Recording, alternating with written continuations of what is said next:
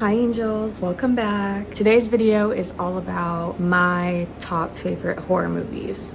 So I have 12. I made a private letterboxd list and I put in every single horror movie that I liked, and then I cut it down to 15, and then I attempted to further narrow it down to my top 10, and I couldn't do it. I was only able to get my top 12. So I'm gonna go in order of release year for these films, give a brief synopsis, what have you. I don't really talk about movies as much on here, but my best friend Sarah, shout out to Sarah, she requested this. So this is for you, bestie. The first movie on this list is Eyes Without a Face from 1960, French horror film. It's about a man who's a doctor, I believe, and his daughter was in an accident and lost her face essentially.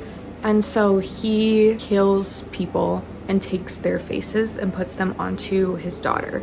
And there's a whole cycle of abuse that she goes through from her father and everything. A true good for her ending for this movie, which is what I liked. My first time watching it was like, I impulse watched it and I finished it at maybe like 6 or 7 in the morning because I was up really late. And I truly did not know what to expect going into it. I just needed something to keep me company, and I was so impressed. That has truly become one of my favorite horror movies. That would be in my top 5 for sure.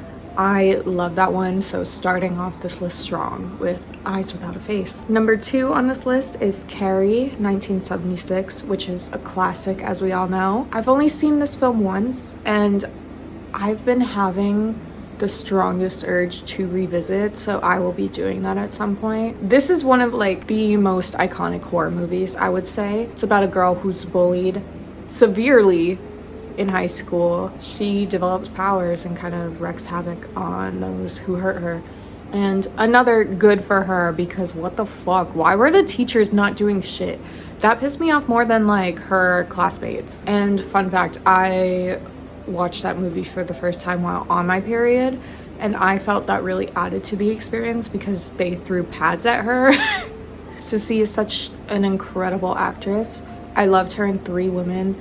Anything she does, I'm seated, so really, really good. Now that I'm looking at my list, there is a significant pattern of these being female-led films, and a lot of them reacting to trauma. I guess that's my niche. Third list on this film is The Shining from 1980, another horror classic. I debated keeping this one in my top 12, not because I think it's bad, but because this one is so widely talked about. I hate the abuse that Shelley Duvall was put through for filming this, but God, she is the reason why this movie is on this list. Great performances from everyone, but she really knocked it out of the park for me. Love, love, love Shelley Duvall. Film centers around a family going to this remote hotel. So the father forgot his name, can write his book, and he just descends into madness. I think another big draw for me for this film is the cinematography and just how beautiful it was. I feel like there's this preconceived notion that a lot of horror movies can't be beautiful visually due to the horror, but I love when a horror movie is just visually stunning. It can be beautiful and it can also be terrifying. And that's one thing that The Shining does right. Film number 4 is Possession from 1981. Another movie that is on this list due to an incredible performance by a woman, Isabella Adjani. I keep talking about her on here. I love Isabella Adjani. Honestly, the plot is not as straightforward to me. It's about this couple, I think, and they're just kind of like fighting and arguing a lot of the time. But the main draw is Isabella Adjani. Her Underground Metro train performance, where it's like 5 to 10 minutes long of her just losing it. Truly one of the greatest scenes I have ever seen in any movie ever. Isabella Adjani does so well in horror. She does so well in anything she does, but that is such a standout for me, and that's why this movie is on this list. I think that if it weren't for her and her performance, then this movie could be more forgettable. There's some other great moments as well, but it's truly Isabel which does the heavy lifting and makes this iconic and makes it a favorite for me. Next is The Thing from 1982. The 80s were such a great decade for horror. Oh my god. I put off watching this one for a while, not because I thought it was gonna be bad, but I was waiting till the time was right. And I'm glad I watched it when I did. I was alone in my room, and it was one of those movies where afterwards I was just like, I had so much energy because I was like, holy shit, holy shit, holy shit, that was so good.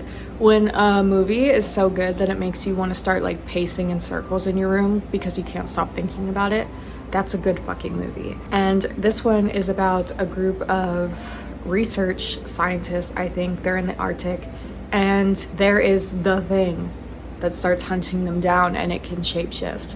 And I think that final scene of like the standoff where they don't know who is the imposter, that is incredible. So good. I want to rewatch that one so soon. Immediately. I think I first watched it in 2024. Only seen it once. I loved it. The only 90s movie on this list is Audition from 1999. This is also a more recent watch. I watched this last year. This is about this guy who's having trouble dating, I think, and he kind of holds auditions acting like it's for a film, but he's going through the women who come forward to audition as his like future wife or whatever. And there's this girl named Asami, and she's in the audition process, and she is insane.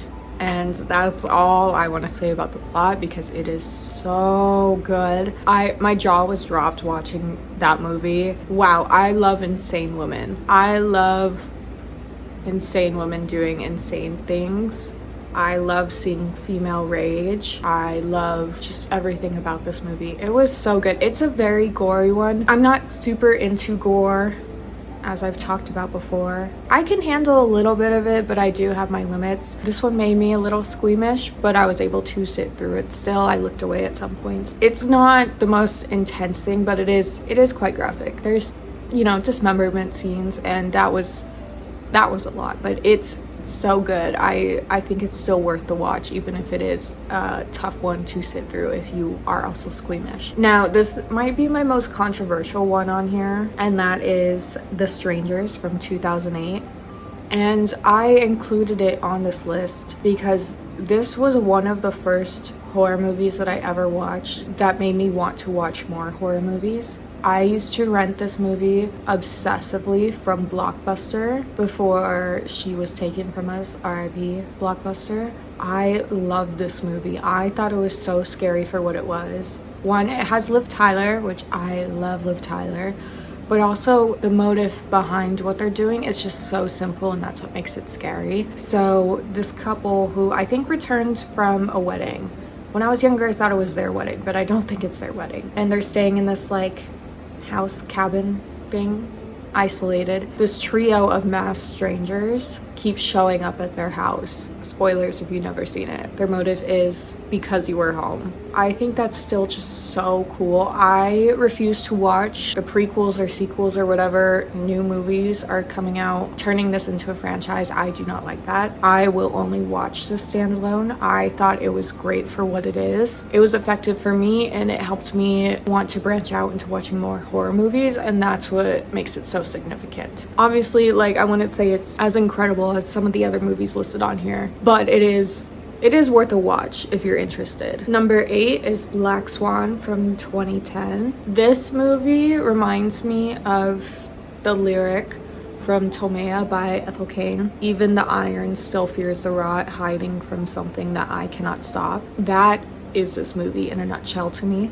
It is about a ballerina obsessed with greatness and is pushing herself for greatness, and she kind of loses herself within that. Psychological type of horror, which is, I fuck with those heavy. There is some gross, icky parts. One with like her skin peeling by her like thumb. That's still like, I hate watching that to this day. But the movie is so good, and love to see women kissing each other.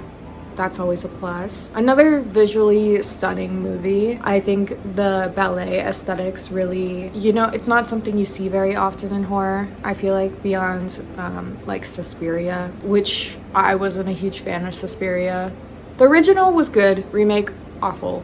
love Black Swan. I think it was so good, and definitely one of those ones where it's more character driven than horror driven, which I do enjoy. Next on this list is Train to Busan from 2016. I've only seen this once, and it was before 2020, so it's been a hot minute, and the fact that so much has stuck with me just really proves to how great it is. It is a movie about a zombie virus breaking out. It kind of really starts to come to a head while this man is trying to get his daughter to safety while on a train. So not only do you have a zombie breakout, which I think is, I'm very particular about zombie virus type of horror films. They are very scary to me. I'm very scared of zombies. I have been since I was younger. I think it's the lack of autonomy that you have over your own body that's terrifying, and your mind as well.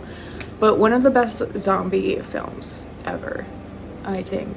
It is so brilliant. It is so sad. It's not solely contained to the train that they're on, but that is a large portion of it. Having such a claustrophobic setting for a zombie outbreak is nuts. I think that's really cool. The final scene has stuck with me still to this day. I think about it all the time. One of the best horror movie endings in my opinion, and I really want to revisit this one as well. Love you, Train to Busan. Okay, now we're in our final three of this list. 10th movie is Spree from 2020. This might also be another controversial one. I think it is one of the smartest social media films ever made. The biggest criticism I see people have of this film is that it's too cringy. That is the fucking point.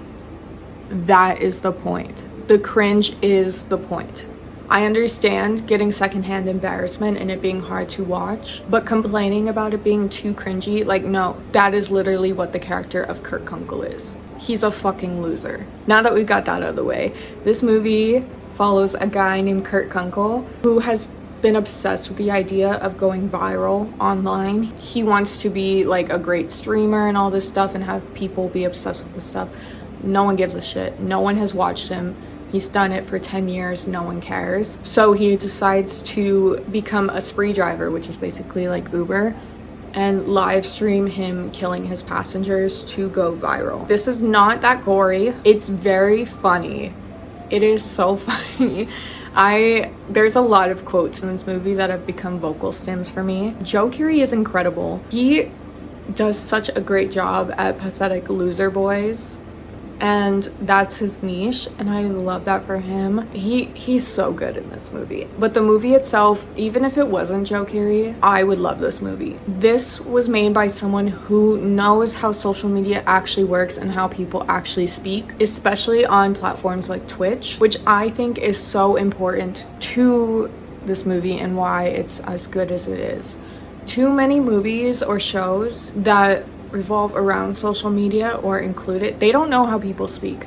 This movie does. There's an iconic needle drop of "I'm a gummy bear" to someone being killed, and that's all the incentive you should need to watch this film. 5 stars. Incredible. Next we have Pearl from 2022, which is my favorite from the X trilogy. If I were to give a ranking of the X trilogy, it would be Pearl, X, and then Maxine. Maxine was a disappointment to me, but that's for another time. But Pearl is great in the trilogy, and it's great as a standalone. So Pearl is about this woman named Pearl who feels stuck on this farm. This takes place in the early 1900s. She is abused by her mom. She just feels like her life's kind of going nowhere, and she has these dreams of being a dancer for the war efforts and being a star. This is similar to Black Swan, the search for perfection, except for Pearl, it's not so much perfection, it's just being chosen and being a star. The Technicolor in this film is fucking gorgeous. The setting of it being on kind of a more isolated farm, I think is really cool. I love it, both visually and thematically. I love this film. I think Mia Goth is incredible, and this one's fun. There are some iconic quotes from this movie, but I think it's worth it beyond even that stuff. So fun. I love you, Pearl. And the last film on this list is Sinners from 2025. I watched this a bit later than everyone else. I knew it was going to be good, and it was. Definitely a movie that not only met my expectations but exceeded them. Michael B. Jordan gives two incredible performances of a lifetime, and the only thing better than one Michael B. Jordan is two Michael B. Jordans. He was one of my celebrity crushes growing up that actually lasted into like adulthood. I first watched him in Friday Night Lights when I was in like middle or high school. I've loved him since then. I think he is just phenomenal. He just won Best Actor for this film, as he rightfully should. I think Sinners should have won Best Picture. This film centers around these twins, Smoke and Stack, and they come back to their town with like a business plan, and I really don't want to say too much about it because if you've seen this, like, you know. But if you haven't seen this, I think this is really fun going into it without knowing much. There's incredible music, there's horror, and there's a lot of love. This was so cool. Every single aspect of this film was executed perfectly, in my opinion. There's not a single thing I would change. I love this movie, and I think this was a perfect movie to end this list on. And one of the best movies, not only in horror, but just in general, of the 2020s, I would say. Like, this will be a decade-defining film. So those are my top 12 horror movies. There's a lot more that I like. I would say I'm a horror movie girly. There's some that I feel like I could not watch because they are too much for me. But on the whole, I love horror movies, and I've been having a lot of fun with my journey into watching more since my best friend Sarah. That's her big thing. Not only is she the sexiest film bro ever, but she loves her horror movies. And it's been really fun to get into them more because of her and to share that with her. I'm always looking to watch more horror movies, so if you have any suggestions, please let me know. I'll also link my letterboxd down below in case you're interested in checking it out and seeing my ratings and reviews on these movies and what other horror movies I like. I will see you soon, angels. I hope you enjoyed. I love you. Bye.